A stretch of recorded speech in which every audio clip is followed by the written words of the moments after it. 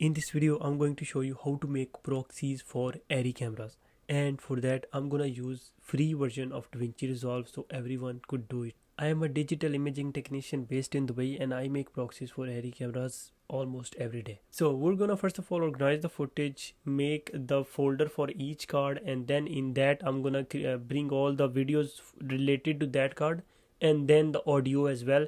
Then after that we're gonna sync, and then we will go to color page to create a look in case you need to, or at least if editor asks you I need a Rec 709, so you have to convert it to, you have to do a color space transform or apply is Rec 709 LUT to make it look like 709, and then you can export that. And to export that we will have to go to deliver page and we'll have to do certain settings which are asked by the editor and then export it. So let's go one by one to each part and I will show you how you can do it.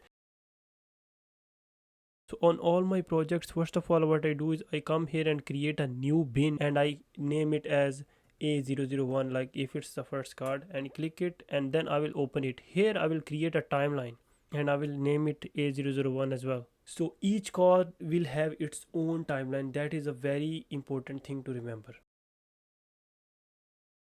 Now as I have created the timeline, I will import the footage now. So I will go import media. I did a project. Now I will just go in that and open it. I have already transcoded, but just to show you I'm doing this. So I will go on camera A001. This is the first card. Open it and then select all. So I will select everything and open.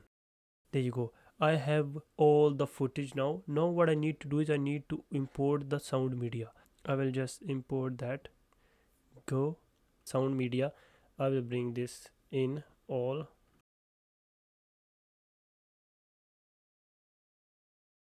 Now to sync sound, if it's time coded, you don't need to look for which clip is gonna be synced with what. What you need to do is you just need to come here and command A and then just unselect the timeline.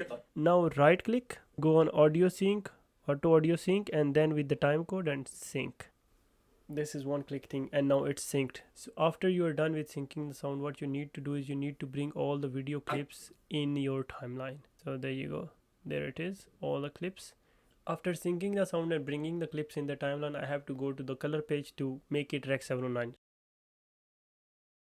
So to do that, I will come here to color page, and what I'll do is I'll search for color space transform in effects. There you go. Now we were using Arri Alexa Mini LF on this shoot, so I know that it is Arri wide gamut 3 input color space. Input gamma is gonna be log C3, and then output color space I want it to be Rec 709, and then the gamma is gonna be 2.4. There you go.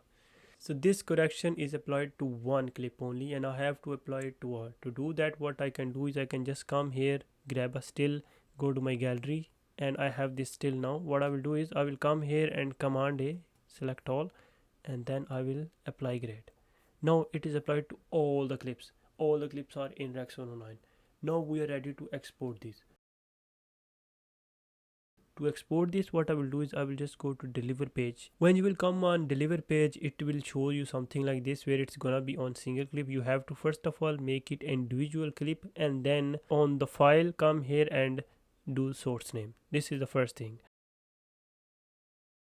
Then go to audio and it should be on linear PCM, and then render full extents. Channels, you can see how many you have here. So I have I think 4, so I will just go for 5, let's say. Bit depth is okay, 25, and then render one track per channel. Now I have to go to video.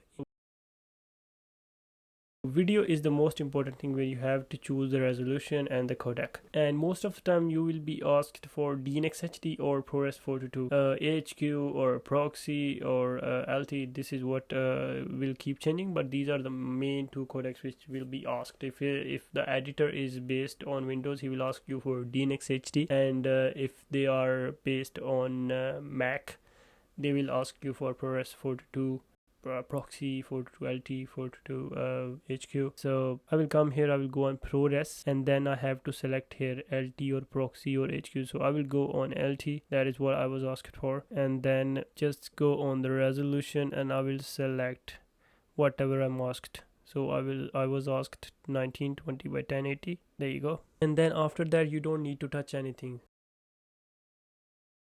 Now I can just add to render queue and choose the folder where I have to. So I will create a folder on same drive and name it as transcodes and create.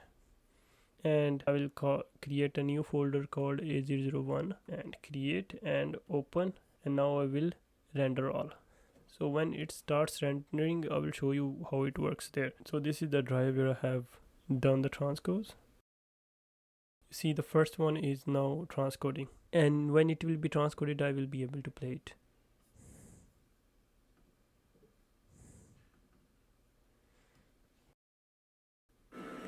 Alright, so this is how easy it is to make transcodes on Davinci Resolve, and I hope this video was helpful for you. If it was, please give it a thumbs up and don't forget to subscribe for more amazing videos like this. Thank you.